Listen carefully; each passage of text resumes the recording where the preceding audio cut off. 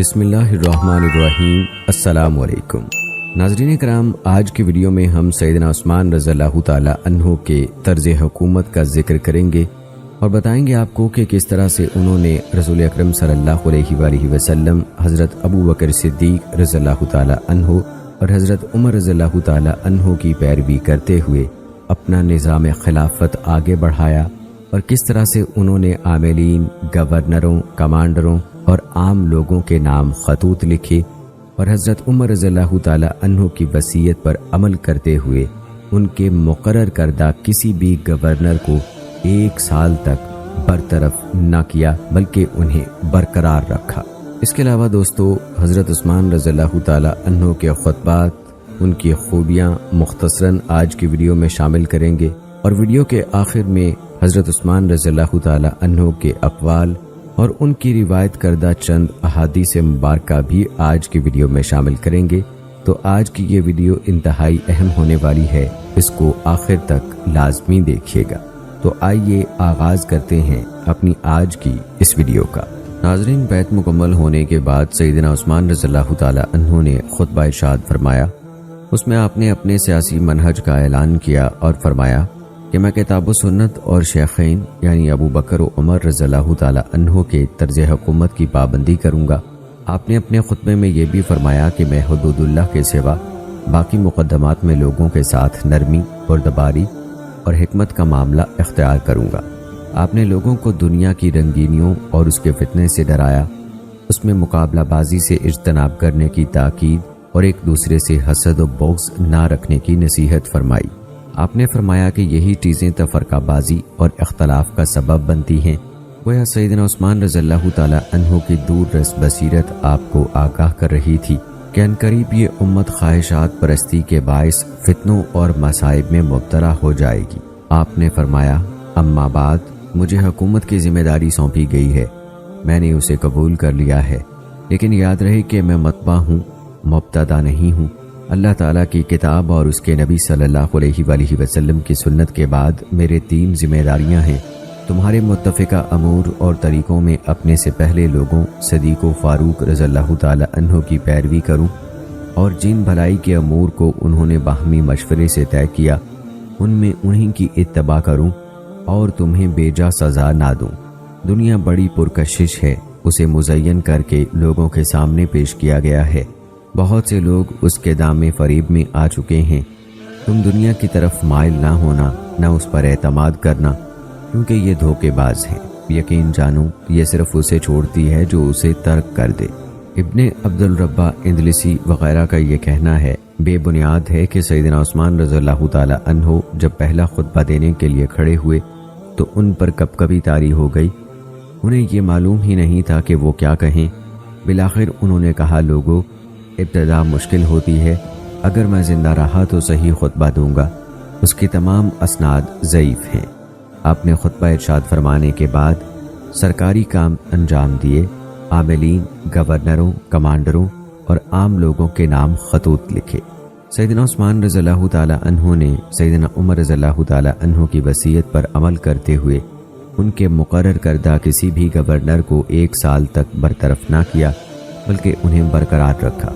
فوجی کمانڈروں، وزرائے خزانہ اور دیگر امراء کو بھیجے گئے خطوط کے مطالعے سے آپ کی خلافت کے منہج کا اندازہ ہوتا ہے۔ سب سے پہلے انہوں نے گورنروں کے نام اپنا پہلا خط لکھا، جس میں انہوں نے کہا، اما بعد، اللہ تعالیٰ نے آئمہ کو حکم دیا ہے کہ وہ محافظ بنے، انہیں مال وصول کرنے کی ذمہ داری نہیں دی۔ اس امت کے اولین لوگ مال کے نگران تھے، محض وصول کو نندہ نہیں تھے۔ ایک زمانہ آئے گا جب آئمہ مال اکٹھا کرنے لگ جائیں گے اور محافظ نہیں رہیں گے۔ جب یہ صورت پیدا ہو جائے گی تو حیا، امانت اور وفاداری ختم ہو جائے گی۔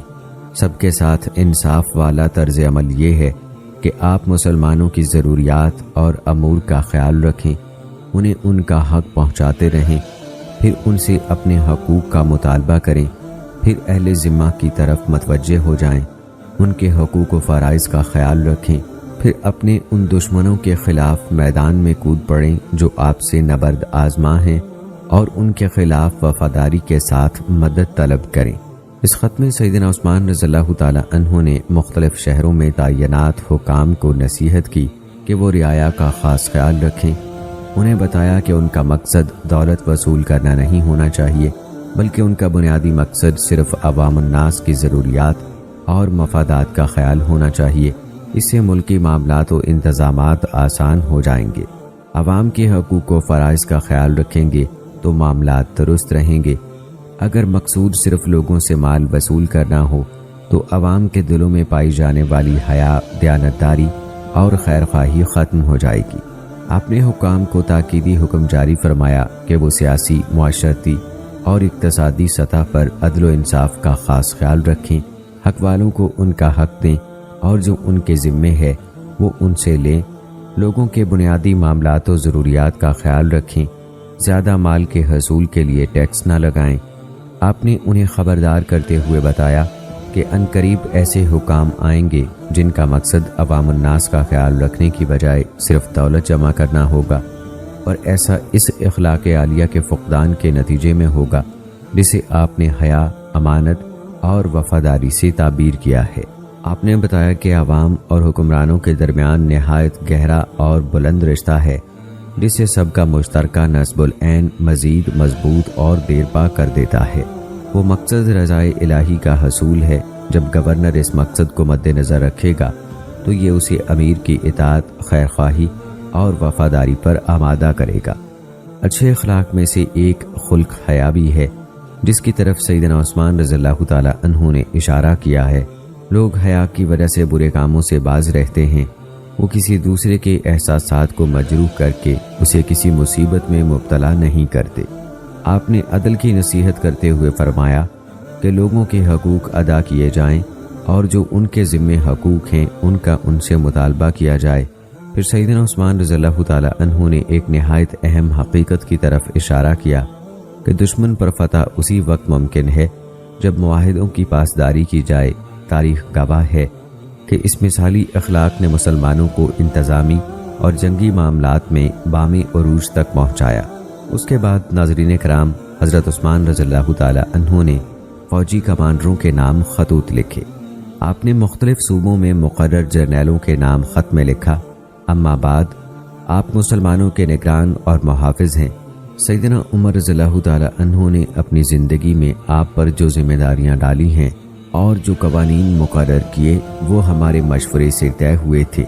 مجھے یہ شکایت نہیں ملنی چاہیے کہ آپ میں سے کسی نے ان میں کسی قسم کی کوئی تبدیلی کی ہے، ورنہ اللہ تعالیٰ آپ کو بدل دے گا اور آپ کی جگہ کسی اور کو لے آئے گا۔ لہٰذا آپ غور کریں کہ آپ نے اپنی ذمہ داری کو کس طرح پورا کرنا ہے۔ میں اپنی ذمہ داریوں پر غور و فکر کرتا رہوں گا اور اس بات پر ثابت قدم رہوں گا۔ اس خط میں توجہ دلائی گئی ہے کہ خلیفہ کے بدلنے سے معاملات نہیں بدلے، کیونکہ خلیفہ اور اس کے ماتحت وزراء کا صرف یہی مقصد ہوتا ہے کہ عملی زندگی میں اسلام کو کار فرما کیا جائے۔ سیدنا عثمان رضی اللہ تعالی عنہ کا یہ فرمانا کہ سیدنا عمر رضی اللہ تعالی عنہ نے اپنی زندگی میں جو قوانین مقرر کیے تھے وہ ہماری مشاورت سے طے کیے تھے، ان میں کسی قسم کی تبدیلی نہیں آنی چاہیے۔ اس سے دراصل یہ واضح کرنا مقصود تھا کہ سابقہ خلفاء کے احکامات باہمی مشورے سے طے کیے جاتے تھے۔ اس سے معلوم ہوتا ہے کہ تمام ذمہ دار لوگ اہم فیصلوں کی تفصیلات سے بخوبی آگاہ ہوتے ہیں۔ جب ایک حاکم کی جگہ دوسرا حاکم آئے تو وہ اسی منہج پر چلتا ہے، کیونکہ سب کے نزدیک ہدف واضح ہوتا ہے۔ آپ کا یہ فرمان آپ ان قوانین میں کسی قسم کی کوئی تبدیلی نہ کریں، ورنہ اللہ آپ کی جگہ کسی اور قوم کو لے آئے گا، اس بات کی عکاسی کرتا ہے کہ آپ نے کائنات میں اللہ تعالیٰ کے کار فرما قوانین کو یاد رکھا۔ پس اللہ ذوالجلال کا اپنے بندوں کی نصرت و حمایت کرنا اور نیکی کی توفیق عطا کرنا، شریعت کی پابندی کرنے اور ان کے احکام کے سامنے سر تسلیم خم کرنے سے مشروط ہے۔ لیکن جب مسلمانوں میں تبدیلی آ گئی تو اللہ تعالیٰ نے ان کا اعزاز، وقار اور دبدبہ چھین کر غیروں کے سپرد کر دیا۔ ارشاد باری تعالیٰ ہے، اس انسان کے لیے اس کے آگے اور اس کے پیچھے باری باری آنے والے فرشتے ہیں، وہ اللہ کے حکم سے اس کی حفاظت کرتے ہیں۔ بے شک اللہ کسی قوم سے اپنا معاملہ اس وقت تک نہیں بدلتا جب تک وہ خود اپنی روش میں تبدیلی نہ کر لے، اور جب اللہ کسی قوم پر عذاب لانے کا ارادہ کرتا ہے تو وہ کسی کے ٹالے نہیں ٹلتا، اور ان کے لیے اس کے سوا کوئی کارساز نہیں۔ سیدنا عثمان رضی اللہ تعالیٰ عنہ نے انہیں نصیحت کرتے ہوئے لکھا کہ میں اپنی ذمہ داریوں سے خوب واقف ہوں اور انہیں ادا کرنے میں مشغول ہوں۔ آپ نے یہ بات اس لیے لکھی تاکہ حاکم اور رعایا میں یکساں طور پر احساس ذمہ داری بیدار رہے اور ملت کا ہر فرد محسوس کرے کہ اس کا کام صرف اپنا ہی نہیں بلکہ پوری امت کا ہے۔ ناظرین کرام، سیدنا عثمان رضی اللہ تعالیٰ عنہ نے خراج وصول کرنے والے عاملین کے نام اپنے پہلے خط میں فرمایا، اما بعد، بے شک اللہ تعالیٰ نے اس کائنات کو حق کے ساتھ پیدا کیا ہے اور وہ حق ہی قبول فرماتا ہے۔ اپنا حق وصول کرنے کے ساتھ ساتھ اس کا حق بھی ادا کرو۔ امانت کا معاملہ نہایت اہم ہے، لہٰذا امانت پر کاربند رہو۔ ان لوگوں کے پیش رو نہ بنو جن سے امانت چھن جائے گی۔ اپنے گناہوں کے ساتھ ساتھ بعد والوں کا وبال بھی تم پر پڑے۔ وفاداری اور خیر خواہی نہایت ضروری ہے، لہٰذا یتیم اور معاہد پر ہرگز ظلم نہ کرنا، کیونکہ اللہ ان پر ظلم کرنے والوں کے خلاف ہے۔ ان میں آپ نے محاصل کی وصولی پر مامور وزرائے مالیات کو نصیحت کی تاکہ محاصل کو لوگوں کے مفادات کے لیے خرچ کیا جا سکے۔ آپ نے وضاحت کرتے ہوئے فرمایا کہ اللہ صرف حق یعنی جائز مال ہی قبول کرتا ہے اور اس کا دار و مدار امانت اور خیر خواہی پر ہے۔ پھر عوام الناس کے دو کمزور ترین طبقوں یتیم اور معاہد کا خصوصی طور پر ذکر کیا کہ ان پر ہرگز ظلم نہ کیا جائے، کیونکہ ان کی حمایت کا ذمہ خود اللہ تعالیٰ نے لیا ہے۔ آپ نے انہیں نصیحت کرتے ہوئے فرمایا کہ اگر تم ان پر ظلم کرو گے تو اللہ تعالیٰ کی سزا کے حقدار ٹھہرو گے، کیونکہ ان کمزوروں پر ظلم کرنے والوں سے خود اللہ تعالیٰ جواب طلب کرے گا۔ اس بات سے اسلام کی عظمت آشکار ہوتی ہے کہ وہ مظلوموں کی مدد کا حامی ہے، چاہے وہ کفار ہی ہوں۔ ناظرین کرام، عوام الناس کو نصیحت کرتے ہوئے فرمایا، اما بعد، تم اپنے موجودہ مقام تک محض اتباع کی وجہ سے پہنچے ہو، لہٰذا دنیا تمہیں اس معاملے سے پھیر نہ دے۔ یاد رکھو، اگر اس امت میں 3 چیزیں جمع ہو گئیں تو یہ امت بدعات میں مبتلا ہو جائے گی۔ وہ 3 چیزیں یہ ہیں: جب نعمتیں عروج پر ہوں گی، لونڈیوں سے تمہاری اولاد بلوغت کو پہنچ جائے گی، اور جب بدوی اور غیر عربی قرآن کی قراءت کرنے لگیں گے۔ رسول اکرم صلی اللہ علیہ وآلہ وسلم نے فرمایا، کفر غیر عربوں میں ہے، جب ان پر کوئی بات مخفی ہو جائے گی تو وہ اس میں تکلف کریں گے اور بدعت کے مرتکب ہوں گے۔ اس خطاب سے واضح ہوتا ہے کہ سیدنا عثمان رضی اللہ تعالی عنہ نے لوگوں کو اتباع کی ترغیب دی، تکلف اور بدعات سے ہر ممکن اجتناب کی نصیحت فرمائی، اور 3 چیزوں کی یکجائی کے نتیجے میں کسی تبدیلی کے رونما ہونے پر ہوشیار رہنے کا حکم دیا۔ پہلی چیز تکامل ہے، جو انسان کو مغرور اور سہل پسند بنا دیتی ہے، اسے محنت و عمل سے روک دیتی ہے اور وہ سست اور فراغت پسند ہو جاتا ہے، یہاں تک کہ اس کی قوت حیات کمزور پڑ جاتی ہے اور ہمت جواب دے جاتی ہے۔ جہاں تک لونڈیوں کی اولاد کے بلوغت کو پہنچنے کی بات ہے تو امت میں آج تک اس کے اثرات موجود ہیں، جو سیاسی، معاشرتی اور دینی ہر شعبے میں پائے جاتے ہیں۔ بدوؤں اور اہل عجم کے قرآن پڑھنے سے سیدنا عثمان رضی اللہ تعالی عنہ کی مراد یہ تھی کہ بدوؤں کی سخت دلی اور جفا کی وجہ سے قرآن کی ہدایت کما حق کو ان کے دلوں تک سرایت نہیں کرے گی، اور اہل عجم اپنے موروثی رسم و رواج، آبائی عقائد اور قدیم عادات کی وجہ سے ہدایت قرآن سے دور ہو جائیں گے۔ بدوؤں کا اثر خارج کی صورت میں ظاہر ہوا کہ ان کی اکثریت انہی بدوؤں میں سے تھی۔ یہ لوگوں میں سب سے زیادہ قرآن کی تلاوت کرنے والے تھے، لیکن ہدایت سے کوسوں دور تھے۔ پھر ان کے علاوہ دوسرے لوگوں میں اجمیوں کا اثر ظاہر ہوا۔ انہوں نے مذاہب میں بدعات کو رواج دیا اور اپنی ان آراء سے دین میں تکلف سے کام لیا جو مسلمانوں کے عقائد کے لیے زہر حلاحل تھی۔ انہی میں سے اکثر گمراہ فرقے ہیں جنہوں نے تاریخ اسلام میں نہایت گھناؤنا کردار ادا کیا۔ ناظرین کرام، سیدنا ذی النورین رضی اللہ تعالی عنہ نے اعلان کیا کہ مملکت کا اصل مرجع قرآن و سنت اور شیخین کی سیرت کی پیروی ہوگا۔ آپ نے فرمایا، خبردار، میں متبع ہوں، مبتدا نہیں۔ بے شک قرآن و سنت کے بعد میری 3 ذمہ داریاں ہیں۔ تمہارے متفقہ امور میں اپنے سے پہلے لوگوں کی پیروی کرنا۔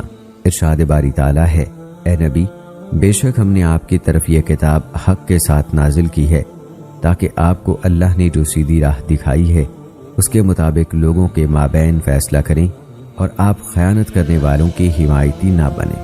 قرآن مجید زمانے اور زندگی کے ہر شعبے کی اصلاح کے لیے بنیادی، اصولی اور قطعی احکام مرحمت فرماتا ہے۔ قرآن مجید نے اسلامی ریاست کی تشکیل و تقویم میں درپیش رہنمائی کی ضرورت کو بڑے واشگاف الفاظ میں بیان کر دیا ہے۔ ناظرین کرام، سنت مطہرہ کے ذریعے سے اسلامی قانون کی تشکیل میں بنیادی اصول و قواعد مرتب کرنے میں مدد لی جاتی ہے۔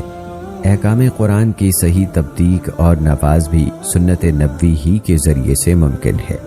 اس کے بارے میں رسول اکرم صلی اللہ علیہ وآلہ وسلم کا ارشاد ہے، میرے بعد آنے والے دونوں خلفاء ابو بکر و عمر رضی اللہ تعالی عنہ کی اقتدا کرو۔ سیدنا عثمان رضی اللہ تعالی عنہ کی خلافت شریعت اسلامیہ کا مظہر تھی۔ آپ کی نظر میں شریعت اسلامیہ کے مقابلے میں کسی بھی قانون اور شریعت کی کوئی حیثیت نہیں تھی۔ آپ کی خلافت سے یہ بات عیاں ہوتی ہے اور ہمارے لیے شمع راہبری کا کام دیتی ہے کہ اسلامی مملکت شریعت کی سلطنت ہوتی ہے، جہاں ہر لحاظ سے احکام شریعت ہی کی بالادستی ہوتی ہے۔ حاکم بھی احکام شریعت کا پابند ہوتا ہے، وہ اس میں کوئی کمی کر سکتا ہے نہ زیادتی۔ سیدنا ذی النورین رضی اللہ تعالی عنہ کے دور خلافت اور صحابہ کرام رضوان اللہ مجمعین کے معاشرے میں شریعت کی قدر و منزلت سب پر فائق تھی۔ حاکم و محکوم سبھی اس کے سامنے سر تسلیم خم کرتے تھے۔ خلیفہ کی اطاعت اللہ کی اطاعت کے ساتھ مشروط تھی۔ رسول اکرم صلی اللہ علیہ وآلہ وسلم کا ارشاد ہے، اللہ کی نافرمانی میں اطاعت جائز نہیں، اطاعت صرف نیکی میں ہے۔ شریعت کی بالادستی خلافت راشدہ کا خصوصی جوہر تھا۔ بہت سی بے مثل خوبیوں کی بنا پر خلافت راشدہ باقی حکومتوں سے ممتاز ہے۔ خلافت کے اختیارات عمومی تھے، وہ دینی اور دنیاوی معاملات میں یکسانیت کی بنیاد پر قائم تھی۔ خلافت راشدہ میں احکام شریعت کا نفاذ شرط لازم تھا۔ خلافت راشدہ عالم اسلام کی وحدت پر قائم تھی۔ ناظرین، یہ بات واضح ہے کہ خلیفہ اپنے اختیارات میں مطلق العنان نہیں ہے، بلکہ اس کے اختیارات 2 چیزوں کے ساتھ مشروط ہیں۔ قرآن و سنت کی نص صریح کی مخالفت نہ کرے اور جو فیصلہ کرے وہ متفقہ شریعت کی روح اور اس کے اہداف سے ہم آہنگ ہونا چاہیے۔ ملت اسلامیہ کے متفقہ امور کی مخالفت نہ کرے۔ اس کی بنیادی وجہ یہ ہے کہ خلیفہ امت کا نمائندہ ہوتا ہے۔ امت ہی کی وجہ سے سلطنت قائم رہ سکتی ہے۔ امت ہی اس حکومت کی حد بندی یا اس میں اضافے کا فیصلہ کر سکتی ہے، اور امت اللہ کے دین کے قیام اور لوگوں کی مصلحت کی خاطر حکومت پر پابندیاں عائد کر سکتی ہے۔ یہ سارا کام مجلس شورا کے ذریعے ہی ہوگا، ہر فرد کو اختیار نہیں ہوگا۔ سیدنا عثمان رضی اللہ تعالی عنہ نے امت کے لیے خلیفہ کے حق کے محاسبہ کا ذکر کرتے ہوئے فرمایا، اگر تمہیں کتاب اللہ کے مطابق مجھے پابند سلاسل کرنے کا جواز ملے تو مجھے قید کر دینا۔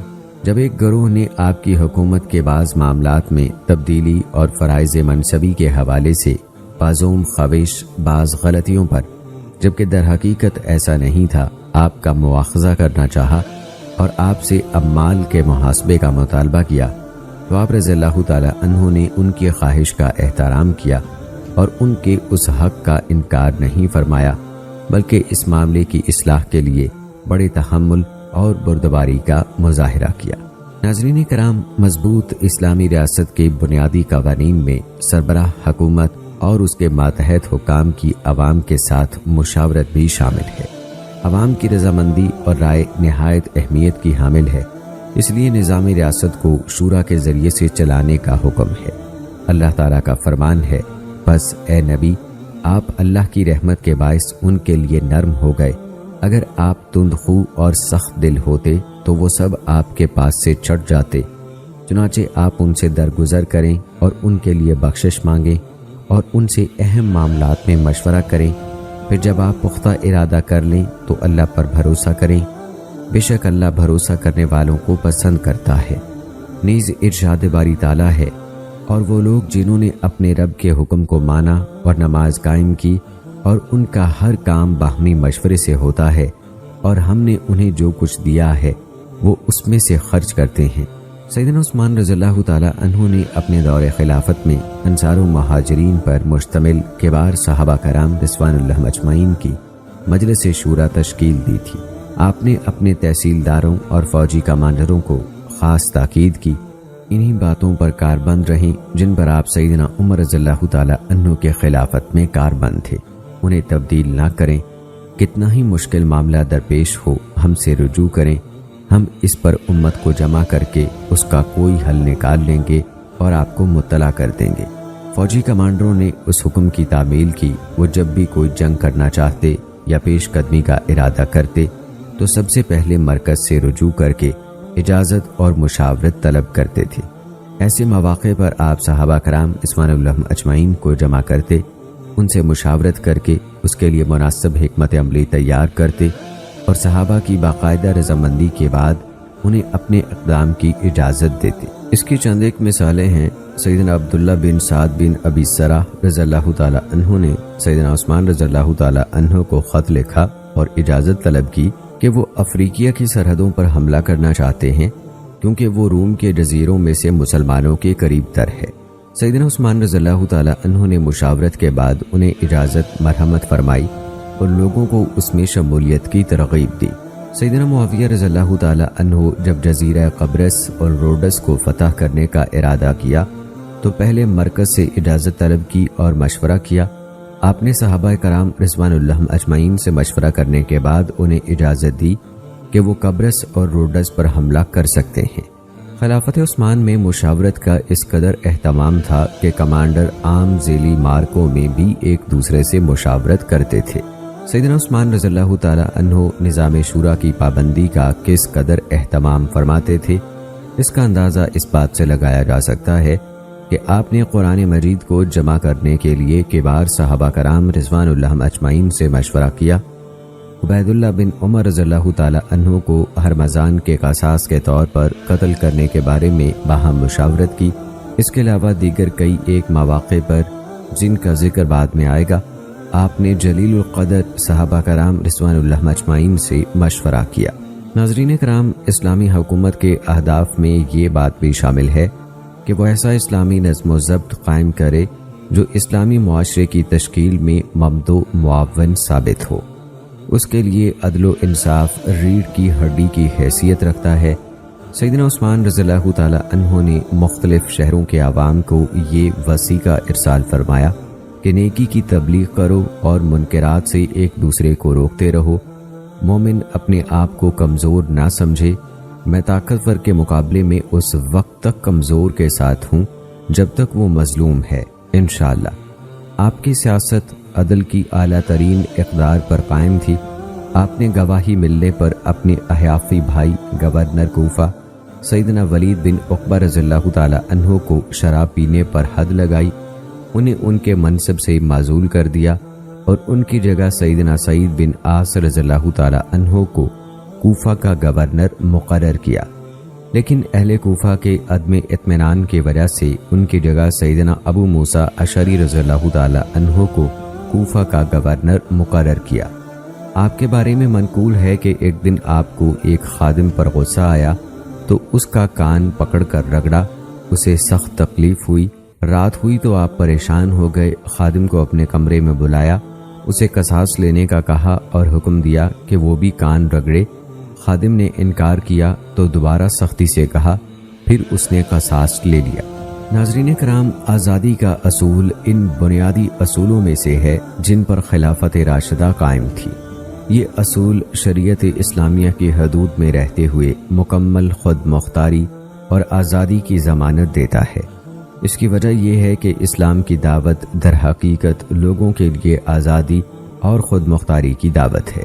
یہ اس قدر کشادہ دعوت ہے کہ تاریخ انسانی میں اس جیسی دعوت کی مثال ملنی مشکل ہے۔ موجودہ دور میں مذہبی آزادی، نقل و حرکت کی آزادی، امن و امان، چادر اور چار دیواری کا تقدس، مالکانہ حقوق کی آزادی اور رائے کی آزادی کے تمام تصورات خلافت راشدہ میں بطریق احسن अमलन बदरजा उत्तम जलवागर थे। नाज़रीन करام، आपने जिन अमूर में मुहासबा किया उनमें जर्द कपड़ा पहनने पर तनकीद सबसे पहले नंबर पर है। आपने देखा कि मोहम्मद बिन जाफर बिन अबी तालिब रज़ियल्लाहु ताला अन्हो ने असफर बूटी से रंगे हुए कपड़े पहन रखे हैं तो उन पर तनकीद फरमाई। सैयदना अबू हुरैरा रज़ियल्लाहु ताला अन्हो फरमाते हैं कि सैयदना उस्मान रज़ियल्लाहु ताला अन्हो हज करने के लिए मक्का गए। मोहम्मद बिन जाफर रहमहुल्लाह भी साथ थे। मोहम्मद बिन जाफर की बीवी उनके पास आई और उन्होंने रात उसके साथ बसर की। सुबह उन पर खुशबू के निशानात थे और वो सुर्खी माइल जर्द चादर ओढ़े हुए थे। मल्लल के मकाम पर वो काफिले से जा मिले। अभी वो कूच की तैयारी कर रहे थे कि उन्हें सैयदना उस्मान रज़ियल्लाहु ताला अन्हो ने देखा तो डांटा और नागवारी का इजहार करते हुए फरमाया, क्या तू जर्द कपड़े पहनता है? हालांकि रसूलुल्लाह सल्लल्लाहु अलैहि वसल्लम ने इससे रोका है। नाज़रीन, आपके एहतसाब की एक मिसाल ये भी है कि आप दौरान इद्दत हज उम्रे का कसद करने वाली ख़वातीन को वापस भेज देते थे। इमाम अब्दुल रज़ाक ने मुजाहिद रहमहुल्लाह का कौल नकल किया है। वो फरमाते हैं, सैयदना उमर और सैयदना उस्मान रज़ियल्लाहु ताला अन्हो दौरान इद्दत हज और उम्रे का कसद करने वाली ख़वातीन को जाफा और जुल्हुलैफा से वापस भेज देते थे। इसी तरह नाज़रीन, आपने कबूतरबाजी पर पाबंदी आयद कर रखी थी। खुशहाली आई और लोगों ने कबूतरों से खेलना शुरू कर दिया तो आपने उन्हें कबूतर ज़िबाह करने का हुक्म दे दिया। इमाम बुखारी रहमहुल्लाह ने हज़रत हसन बसरी रहमहुल्लाह के हवाले से नकल किया है। वो फरमाते हैं कि मैंने सैयदना उस्मान रज़ियल्लाहु ताला अन्हो का खुतबा सुना। उसमें आपने कुत्तों को मारने और कबूतरों को ज़िबाह करने का हुक्म दिया था। नाज़रीन कराम, आप शतरंज खेलने से मना फरमाते थे। आपने हुक्म दिया कि जिसके घर में शतरंज वगैरह के आलात हों वो उन्हें जला दे या तोड़ दे। इमाम बहकी ज़ुबैद बिन सलत के हवाले से बयान करते हैं कि उन्होंने सैयदना उस्मान रज़ियल्लाहु ताला अन्हो से बरसर मिंबर सुना। आप फरमा रहे थे, ऐ लोगो, जुए यानी शतरंज वगैरह से बचो। मुझे मालूम हुआ है कि बाज़ लोगों के घरों में शतरंज वगैरह के आलात हैं, लिहाजा जिसके घर में ये आलात हों वो उन्हें जला दे या तोड़ दे। एक और मौके पर खुतबा देते हुए इरशाद फरमाया, लोगो, मैंने तुम्हें शतरंज के बारे में तंबीह की थी, लगता है तुम बाज नहीं आए। मेरा ख्याल है कि लकड़ियाँ इकट्ठी करने का हुक्म दूं और जिन लोगों के घरों में शतरंज है उन्हें उनके घरों समेत आग लगा दूं। नाजरीन, आप शरीर लोगों पर कड़ी नज़र रखते थे। फसाद फैलाने और मुसल्लह होकर शहर में गश्त करने वाले को मदीने से निकाल देते थे।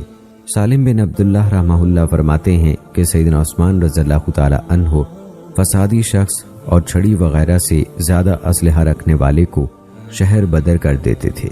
नाजरीन, आपके दौरे खिलाफत में एक शख्स ने सैयदना अब्बास रज़ियल्लाहु ताला अन्हो से तनाज़े के दौरान उनकी तौहीन की तो आपने उसे सज़ा दी। लोगों ने सज़ा की वजह जवाज़ दरियाफ्त की। आपने फरमाया, रसूल अकरम सल्लल्लाहु अलैहि वसल्लम तो अपने चचा की ताज़ीम करें और मैं उनकी तौहीन की इजाज़त दे दूं, ये कैसे मुमकिन है? जिसने ऐसा किया उसने रसूलुल्लाह सल्लल्लाहु अलैहि वसल्लम की मुखालफत की और जिसने इस तौहीन पर रजामंदी का इजहार किया उसने भी मुखालफत की। नाज़रीन कराम, इमाम नसाई और बहकी रहमहुल्लाह ने अपनी अपनी सनन में सैयदना उस्मान रज़ियल्लाहु ताला अन्हो के हवाले से लिखा है कि आपने फरमाया, शराब से बचो क्योंकि ये गुनाहों का मंबा है। पहली उम्मतों में एक इबादत गुजार शख्स था। एक खातून उसे गुमराह करने के दरपे हो गई। उसने जाहिद को बुलाने के लिए अपनी लौंडी भेजी कि उसकी गवाही मतलूब है। वो लौंडी के साथ चला गया। जब वो घर में दाखिल हुआ तो लौंडी पीछे से हर दरवाज़ा बंद करती गई। फिर अचानक उसने खुद को एक खूबरू खातून के पास मौजूद पाया। उसके पास एक लड़का खड़ा था और शराब की बोतल रखी थी। उस औरत ने कहा, अल्लाह की कसम, मैंने तुझे गवाही के लिए नहीं बुलाया, मैंने तो तुझे बदकारी के लिए बुलाया है। अगर इनकार करता है तो शराब का एक जाम पी ले या उस लड़के को कत्ल कर दे। उसने कहा, चलो शराब का प्याला पिला दो। उसने उसे एक जाम पिला दिया। उसने कहा, और लाओ। इस तरह उसने मजीद शराब पी, हत्ता के बदकारी कर बैठा और उस लड़के को भी कत्ल कर दिया। इसलिए शराब से बचो, अल्लाह की कसम, शराब और ईमान एक साथ नहीं रह सकते। ان میں سے ایک دوسرے کو لازمن نکال باہر کرتا ہے۔ ناظرین کرام، حضرت حسن بصری رحمہ اللہ فرماتے ہیں کہ سیدنا عثمان رضی اللہ تعالی عنہ نے خطبہ دیا۔ آپ نے اللہ تعالیٰ کی حمد و ثنا کے بعد فرمایا، اے لوگو، اللہ سے ڈر جاؤ، اللہ کا تقوی غنیمت ہے۔ سب سے زیادہ سمجھدار وہ ہے جس نے اپنے آپ کو سنوار لیا، موت کے بعد کی زندگی کے لیے تیاری کی اور اللہ کے نور سے قبر کی تاریکی دور کرنے کا سامان کر لیا۔ بندے کو اللہ تعالیٰ سے ڈرنا چاہیے، وبادہ دنیا میں بصارت کے باوجود وہ اسے روز قیامت اندھا کر کے اٹھائے۔ سمجھدار کے لیے مختصر بات کافی ہے، بہرے کو سنانے کی تمام کوششیں لا حاصل رہتی ہیں۔ جان لو جس کے ساتھ اللہ تعالیٰ ہو وہ کسی سے نہیں ڈرتا، اور جس کے خلاف اللہ تعالیٰ ہو بھلا اس کا کہاں ٹھکانہ ہے۔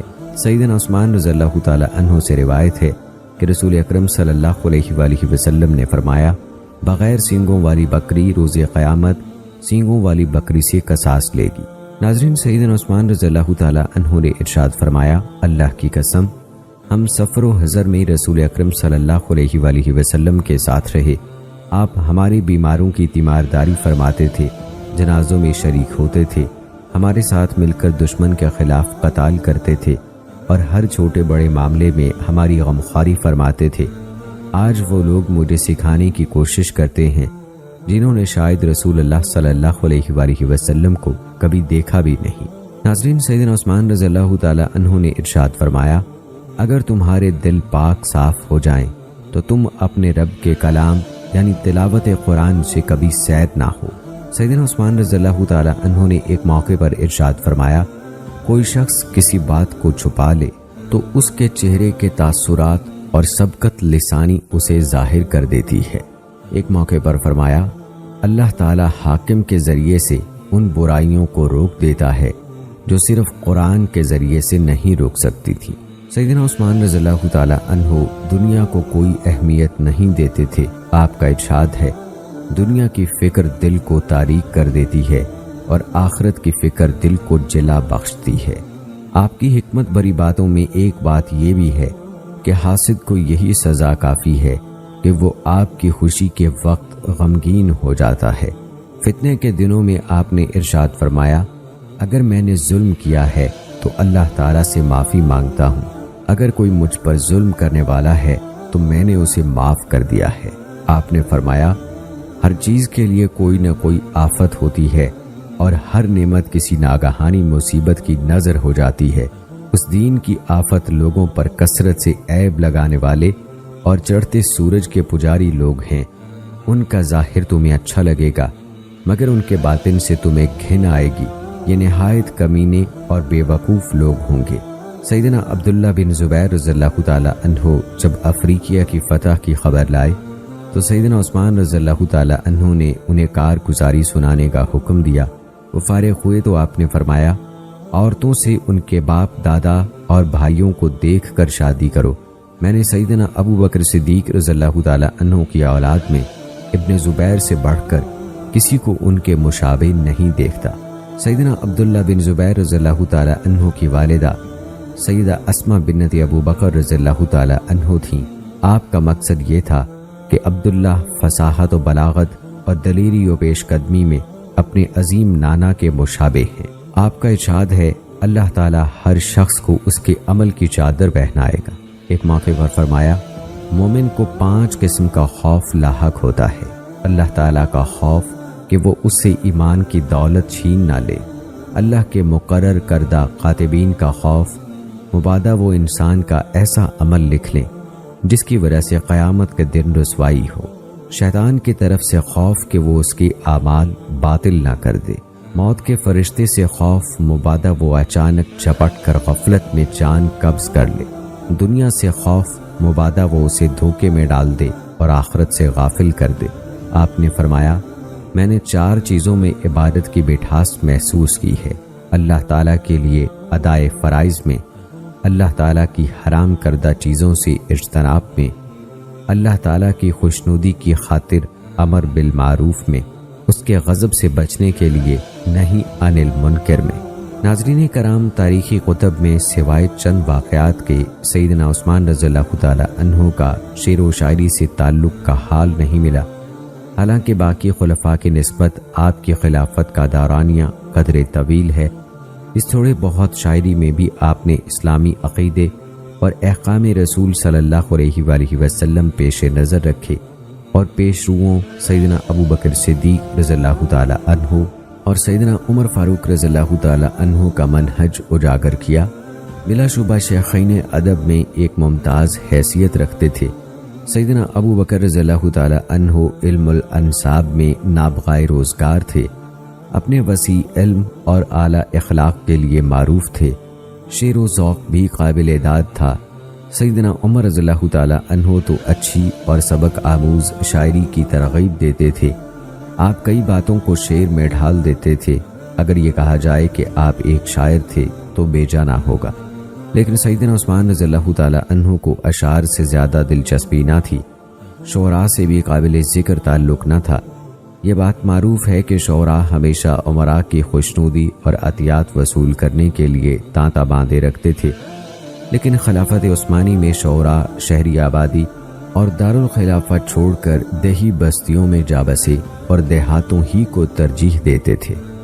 ادب کی کتابوں میں بعض اشعار سیدنا عثمان رضی اللہ تعالی عنہ کی طرف منسوب کیے گئے ہیں یا یہ بتایا گیا ہے کہ آپ انہیں بطور تمثیل بیان کرتے تھے۔ میں جانتا ہوں کہ یقیناً اللہ تعالیٰ کی پیدا کردہ چیزوں کی کوئی مثال نہیں، اور یہ بات کسی ملحد پر بھی مخفی نہیں۔ آپ یہ اشعار اکثر پڑھا کرتے تھے۔ حرام طریقے سے حاصل ہونے والی تمام پسندیدہ لذتیں ختم ہو جائیں گی، صرف گناہ اور شرمندگی باقی رہ جائے گی۔ بدکار آخرکار برے انجام سے دوچار ہو کر رہے گا۔ جس لذت کے بعد آگ ہو، بھلا اس کا کیا فائدہ؟ انسان کو اس کے دل کی بے نیازی بھیک مانگنے سے روک دیتی ہے، چاہے یہ بے پرواہی اسے کاٹ کھائے، اور بھیک نہ مانگنے کی صورت میں فقر اسے کتنا ہی شدید گزند پہنچائے۔ تم پر کوئی بھی مشکل آ پڑے، اس پر صبر کرو، کیونکہ مصیبت چاہے کیسی بھی ہو، اس کے بعد بہرحال آسانی ہے۔ ناظرین، آخری شعر میں ہم دیکھتے ہیں کہ یہ قرآن کے معنی پر مشتمل ہے، ہر تنگی کے ساتھ آسانی ہے۔ ایسے شعر کا صدور رسول اکرم صلی اللہ علیہ وآلہ وسلم کے تربیت یافتہ خلیفہ سے دور ازگار نہیں۔ آپ قرآن و سنت کی تعلیمات کے خلاف اشعار کا مواخذہ فرماتے تھے اور اچھے اشعار کی نہ صرف تعریف کرتے تھے بلکہ اسلامی مضامین والے اشعار بخوشی سنتے تھے۔ خلیفہ راشد سیدنا عثمان رضی اللہ تعالی عنہ کو اشعار سے لگاؤ نہیں تھا، نہ شعراء آپ کی مجلس میں بیٹھتے تھے، لیکن شورش پسندوں کے ہاتھوں آپ رضی اللہ تعالی عنہ کی شہادت کے بعد سیاسی اشعار کی بہتات ہو گئی اور صحافت کے میدان میں انقلاب آ گیا، کیونکہ آپ کی انتہائی علم انگیز شہادت پر بہت سے شعراء صحابہ کرام رضوان اللہ اجمعین نے اشعار کہے، جن کے بارے میں ہم انشاءاللہ اپنی آئندہ ویڈیوز میں ذکر کریں گے۔ آئیے ناظرین، اب آپ کو حضرت عثمان رضی اللہ تعالی عنہ کی بعض خوبیاں اختصار کے ساتھ بتاتے ہیں۔ آپ اللہ تعالیٰ اور یوم آخرت پر ناقابل شکست ایمان رکھتے تھے، شرعی علم کے زیور سے آراستہ تھے، اللہ تعالیٰ پر مکمل بھروسہ کرنے والے، صدق و وفا کے پیکر، بہت باصلاحیت اور بڑے دلیر تھے۔ مروت، زہد، جذبہ قربانی، عجز و انکسار، قبول نصیحت، حلم و بردباری، صبر و شکر، عالی ہمتی، پختگی، ٹھوس ارادہ اور عدل و انصاف جیسی گراں نمایاں خوبیوں کے حامل تھے۔ مشکلات حل کرنا اور ماتحتوں کی اچھی تربیت کرنا آپ کا خاص وصف تھا۔ اللہ تعالیٰ کی عطا کردہ انہی خوبیوں کی وجہ سے آپ نے مملکت اسلامیہ کے خلاف اٹھنے والی ہر اندرونی اور بیرونی یورش کا بڑے خوبی سے قلع کما کیا، اور اللہ تعالیٰ کے فضل و کرم اور اپنی مبنی بر صداقت پالیسیوں سے امت کو اس کے اعلیٰ اہداف و مقاصد تک پہنچایا۔ ناظرین کرام، سیدنا عثمان رضی اللہ تعالی عنہ کا شمار قرآن و سنت کا راسخ علم رکھنے والے کبار صحابہ کرام رضوان اللہ اجمعین میں ہوتا ہے۔ آپ ہر معاملے میں رسول اکرم صلی اللہ علیہ وآلہ وسلم اور حضرت ابو بکر اور حضرت عمر رضی اللہ تعالی عنہ کی پیروی کرتے تھے۔ مسعود بن مخرمہ اور عبد الرحمن بن الاسود نے عبید اللہ بن عدی بن خیار سے کہا، کہ وہ اپنے ماموں سے کہیں کہ وہ سیدنا عثمان رضی اللہ تعالی عنہ سے ولید کے بارے میں پوچھیں، کیونکہ لوگوں میں بڑی چہمگوئیاں ہو رہی ہیں۔ عبید اللہ کہتے ہیں کہ جب سیدنا عثمان رضی اللہ تعالی عنہ نماز کے لیے نکلے تو میں ان سے ملا اور کہا، مجھے آپ سے ایک کام ہے، بلکہ ہمدردانہ مشورہ ہے۔ عبید اللہ کہتے ہیں کہ سیدنا عثمان رضی اللہ تعالی عنہ نے مجھ سے فرمایا، میں تم سے اللہ کی پناہ چاہتا ہوں۔ میں واپس چلا گیا، نماز ختم ہوئی تو میں نے مسور اور عبد الرحمن کو اپنی روداد سنائی۔ وہ دونوں مجھ سے کہنے لگے، تو نے اپنا حق ادا کر دیا۔ ابھی میں ان کے پاس ہی بیٹھا ہوا تھا کہ امیر المومنین سیدنا عثمان رضی اللہ تعالی عنہ کا قاصد مجھے بلانے آ گیا۔ وہ دونوں مجھ سے کہنے لگے، آج اللہ نے تجھے آزمائش میں ڈال دیا ہے۔ میں سیدنا عثمان رضی اللہ تعالی عنہ کی خدمت میں حاضر ہوا تو انہوں نے فرمایا، اب بتائیے آپ مجھے کیا مشورہ دینا چاہتے تھے؟ عبید اللہ کہتے ہیں، میں نے خطبہ پڑھا اور ان سے کہا، اللہ تعالیٰ نے محمد صلی اللہ علیہ وآلہ وسلم کو حق کے ساتھ مبعوث فرمایا اور ان پر کتاب نازل فرمائی۔ آپ ان لوگوں میں سے ہیں جنہوں نے اس دعوت پر لبیک کہا اور ایمان لائے۔ آپ نے 2 ہجرتیں کی ہیں، آپ کو رسول اللہ صلی اللہ علیہ وآلہ وسلم کے داماد ہونے کا شرف بھی حاصل ہے۔ آپ نے خود رسول اکرم صلی اللہ علیہ وآلہ وسلم کی سیرت مقدسہ کا مشاہدہ بھی کیا ہے۔ لوگوں کی کثیر تعداد ولید کے بارے میں چہمگوئیاں کر رہی ہے، آپ کی ذمہ داری ہے کہ اس پر حد نافذ کریں۔ عبید اللہ کہتے ہیں، میری باتیں سن کر انہوں نے مجھ سے پوچھا، میرے بھانجے، کیا تم نے رسول اکرم صلی اللہ علیہ وآلہ وسلم کی صحبت کا شرف حاصل کیا ہے؟ عبید اللہ کہتے ہیں، میں نے کہا نہیں، لیکن مجھے آپ صلی اللہ علیہ وآلہ وسلم کے علم و یقین کے بارے میں وہ کچھ پہنچا ہے جو ایک پردہ نشین دوشیزہ کو بھی پہنچا ہے۔ انہوں نے خطبہ پڑھا اور فرمایا، اللہ تعالیٰ نے محمد صلی اللہ علیہ وآلہ وسلم کو حق کے ساتھ مبعوث فرمایا۔ میں اللہ اور اس کے رسول صلی اللہ علیہ وآلہ وسلم کی دعوت قبول کرنے والوں میں سے تھا۔ ایمان لانے کے بعد میں نے 2 بار ہجرت کی، اس بات کو آپ بھی تسلیم کرتے ہیں۔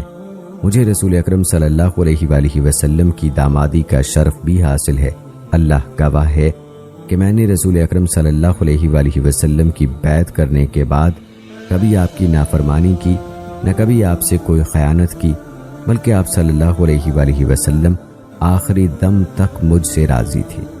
آپ صلی اللہ علیہ وآلہ وسلم کے بعد سیدنا ابو بکر رضی اللہ تعالی عنہ خلیفہ بنے۔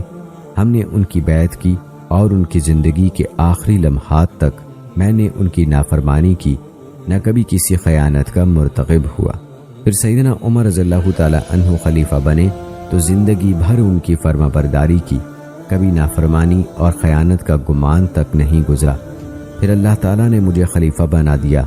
کیا تمہاری ذمہ داری نہیں کہ جس طرح میں نے سابقین کی فرما برداری کی، اسی طرح تم بھی میری فرما برداری کرو؟ عبید اللہ کہتے ہیں، میں نے کہا، کیوں نہیں؟ آپ رضی اللہ تعالیٰ عنہ نے فرمایا، تو پھر تمہاری چہمگوئیوں کا کیا مطلب رہا؟ ولید کا مسئلہ تو اس کے بارے میں انشاءاللہ ہم حق کے مطابق فیصلہ کریں گے۔ عبید اللہ کہتے ہیں کہ پھر سیدنا عثمان رضی اللہ تعالی عنہ نے ولید کو 40 کوڑے لگوائے اور اس کام کی ذمہ داری سیدنا علی رضی اللہ تعالی عنہ کو سونپی۔ سیدنا عثمان رضی اللہ تعالی عنہ اسلام لانے کے بعد عمر بھر رسول اکرم صلی اللہ علیہ وآلہ وسلم کے ساتھ رہے۔ آپ صلی اللہ علیہ وآلہ وسلم کے علم و عرفان کے جواہر سے خوب استفادہ کیا۔ یہی وجہ ہے کہ آپ کا شمار ان صحابہ کے بار میں ہے جو بڑے بلند پایا عالم تھے۔ آپ قوم کی بڑی صحیح رہنمائی فرماتے تھے، لوگوں کو ان کے فرائض کی تعلیم دیتے تھے، اپنے علم، تجربے اور مہارت کی بنا پر نہایت قیمتی آراء سے مستفید فرماتے تھے تاکہ ان میں دعوت و جہاد، تعلیم و تربیت اور اللہ کی ملاقات کا شوق اور صلاحیت پیدا ہو سکے۔ آپ کا خطبہ خلافت نہایت قیمتی آراء پر مشتمل ہے۔ آپ نے اللہ تعالیٰ کی حمد و ثنا اور رسول اکرم صلی اللہ علیہ وآلہ وسلم پر درود و سلام کے بعد فرمایا، تم گویا بند قلعے میں ہو، باقی ماندہ عمر گزار رہے ہو، لہذا موت کے لیے جتنی نیکیاں جمع کر سکتے ہو کر لو، صبح یا شام وقت اجل آ پہنچے گا۔ خبردار، دھوکے کا دوسرا نام دنیا ہے، کہ دنیاوی زندگی تمہیں دھوکے میں مبتلا نہ کر دے۔ اللہ کے بارے میں دھوکے باز شیطان تمہیں دھوکے میں نہ ڈال دے۔ اپنے پیش روؤں سے سبق سیکھو، پھر سنجیدگی سے کوشش کرو اور غفلت کی زندگی چھوڑ دو۔ عرصہ دراز تک دنیا سے فائدہ اٹھانے والے، اسے رونقیں بخشنے والے اور اس کے پجاری کہاں گئے؟ کیا دنیا نے انہیں پھینک نہیں دیا؟ دنیا کو اس سے بہتر چیز یعنی آخرت کے بدلے میں چھوڑ دو۔ ارشاد باری تعالیٰ ہے، اور ان کے لیے دنیاوی زندگی کی مثال بیان کیجیے، جیسے پانی یعنی میہ جسے ہم نے آسمان سے نازل کیا، پھر اس سے زمین کی نباتات خوب مل جل گئیں، پھر وہ چورا چورا ہو گئیں جسے ہوائیں اڑا لے جاتی ہیں، اور اللہ ہر شے پر بہت قدرت رکھنے والا ہے۔ مال اور بیٹے تو دنیاوی زندگی کی زینت ہیں، اور آپ کے رب کے ہاں باقی رہنے والی نیکیاں ہی ثواب میں بہتر ہیں اور امید لگانے کے اعتبار سے بھی بہتر ہیں۔ ناظرین، خلیفہ ثالث سیدنا عثمان رضی اللہ تعالی عنہ کے اس خطبے کا لب لباب یہ ہے کہ اللہ تعالیٰ کی طرف رجوع کیا جائے اور دنیا سے بے رغبتی اختیار کی جائے۔ اس دور میں جب کہ اطراف عالم میں ہر طرف اسلام کی دھاک بیٹھ چکی تھی، ملکوں کے ملک فتح ہو چکے تھے اور زمین نے اپنے خزانے اگل دیے تھے، ایسا ہی خطبہ مناسب تھا۔ لوگوں میں دنیا کی مقابلے بازی کی دوڑ شروع ہو چکی تھی، بالخصوص رسول اللہ صلی اللہ علیہ وآلہ وسلم کے صحابہ کے علاوہ لوگوں کا دنیا کے فتنے میں مبتلا ہونے کا خطرہ تھا۔ ایسے حالات میں ایسی ہی نصیحت برمحل تھی۔ سیدنا عثمان رضی اللہ تعالی عنہ نے رسول اکرم صلی اللہ علیہ وآلہ وسلم کی متعدد احادیث لوگوں تک پہنچائی۔ ابو عبد الرحمن سلمی رحمہ اللہ فرماتے ہیں، جب سے میں نے سیدنا عثمان رضی اللہ تعالی عنہ سے یہ حدیث سنی، اسی پر عمل پیرا ہوں۔ رسول اکرم صلی اللہ علیہ وآلہ وسلم نے فرمایا، تم میں سب سے بہتر وہ ہے جو قرآن سیکھے اور دوسروں کو اس کی تعلیم دے۔ سعد بن عبیدہ رحمہ اللہ فرماتے ہیں کہ ابو عبد الرحمن سلمی رحمہ اللہ نے سیدنا عثمان رضی اللہ تعالی عنہ کے دور خلافت سے قرآن پڑھانا شروع کیا اور حجاج کے دور تک قرآن کریم ہی پڑھاتے رہے۔ وہ خود فرماتے ہیں کہ رسول اکرم صلی اللہ علیہ وآلہ وسلم کے اس فرمان ہی نے مجھے اتنا عرصہ اس مسند پر بیٹھنے پر آمادہ کیا۔ ایک دوسری روایت میں شعبہ رحمہ اللہ ابو عبد الرحمن سے بیان کرتے ہیں، مجھے رسول اللہ صلی اللہ علیہ وآلہ وسلم کے اس فرمان نے اس مسند پر بیٹھنے پر مجبور کیا۔ وہ قرآن کی تعلیم دیتے تھے۔ ناظرین کرام، سیدنا عثمان رضی اللہ تعالی عنہ نے بلات نامی جگہ پر وضو کیا، پھر فرمایا، میں تمہیں ایک حدیث سناتا ہوں، یہ میں نے رسول اکرم صلی اللہ علیہ وآلہ وسلم سے سنی ہے۔ اگر قرآن کی آیت جس میں علم چھپانے کی وعید ہے نہ ہوتی تو میں تمہیں کبھی نہ بتاتا۔ میں نے آپ صلی اللہ علیہ وآلہ وسلم کو یہ ارشاد فرماتے ہوئے سنا، جس نے وضو کیا اور اچھے طریقے سے کیا، پھر وہ مسجد میں داخل ہوا اور نماز پڑھی تو اس نماز سے لے کر اگلی نماز تک کے دورانیے میں اس کے کیے گئے گناہ معاف ہو جاتے ہیں۔ ناظرین کرام، سیدنا حمران رحمہ اللہ سیدنا عثمان رضی اللہ تعالی عنہ سے بیان کرتے ہیں کہ آپ نے پانی منگوایا اور وضو کیا، ہاتھ دھوئے، کلی کی، ناک میں پانی چڑھایا، منہ دھویا، یہ سارے کام 3 مرتبہ کیے، پھر دونوں بازو کوہنیوں سمیت 3 بار دھوئے، سر کا مسح کیا اور دونوں قدموں کے اوپر والے حصے کا بھی مسح کیا، پھر ہنسے اور اپنے ساتھیوں سے فرمایا، آپ مجھ سے کیوں نہیں پوچھتے کہ میں کیوں ہنسا ہوں؟ انہوں نے کہا، امیر المومنین، آپ کیوں ہنسے ہیں؟ آپ نے فرمایا، میں نے رسول اللہ صلی اللہ علیہ وآلہ وسلم کو دیکھا، آپ نے اس جگہ کے قریب پانی منگوایا اور وضو کیا جس طرح میں نے وضو کیا، پھر آپ ہنسے اور پوچھا، تم مجھ سے پوچھتے نہیں کہ میں کیوں مسکرایا ہوں؟ میں نے کہا، اللہ کے رسول، آپ کیوں مسکرائے؟ آپ صلی اللہ علیہ وآلہ وسلم نے فرمایا، جب بندہ وضو کے لیے پانی لے اور اپنا چہرہ دھوئے تو اللہ تعالیٰ اس کے چہرے کے سارے گناہ دھو دیتا ہے، اور جب اپنے بازو دھوتا ہے تو اس کے گناہ جھڑ جاتے ہیں، اور سر کا مسح کرتا ہے تو اللہ تعالیٰ سر کے گناہ ختم کر دیتا ہے، اور اپنے پاؤں دھوتا ہے تو اسی طرح پاؤں کے گناہ بھی معاف کر دیے جاتے ہیں۔ ناظرین کرام، سیدنا عثمان رضی اللہ تعالی عنہ سے روایت ہے کہ رسول اکرم صلی اللہ علیہ وآلہ وسلم نے فرمایا، جس نے اللہ عز و جل کے حکم کے مطابق پورا وضو کیا تو فرضی نمازیں ان کے درمیانے اوقات کے گناہوں کا کفارہ بن جاتی ہیں۔ سیدنا عثمان رضی اللہ تعالی عنہ کرسی پر بیٹھے ہوئے تھے، آپ نے وضو کے لیے پانی منگوایا، پھر دائیں ہاتھ پر انڈیل کر اسے دھویا، پھر دائیں ہاتھ پانی کے برتن میں ڈال کر دونوں ہاتھ 3 مرتبہ دھوئے، پھر اپنے چہرے کو 3 مرتبہ دھویا، پھر سر کا مسح کیا، پھر ٹخنوں تک دونوں پاؤں 3 مرتبہ دھوئے اور فرمایا، میں نے رسول اکرم صلی اللہ علیہ وآلہ وسلم سے سنا ہے، جس نے میرے اس وضو کی طرح وضو کیا، پھر 2 رکعتیں اس طرح ادا کی کہ دل میں کوئی خیال نہیں آیا، تو اللہ تعالیٰ اس کے سابقہ تمام گناہ معاف کر دے گا۔ ناظرین، سیدنا عثمان رضی اللہ تعالیٰ عنہ فرماتے ہیں کہ میں نے رسول اکرم صلی اللہ علیہ وآلہ وسلم سے سنا، آپ صلی اللہ علیہ وآلہ وسلم نے فرمایا، میں ایک کلمہ جانتا ہوں، اگر کوئی شخص اسے سچے دل سے کہے تو اس پر آگ حرام ہو جائے گی۔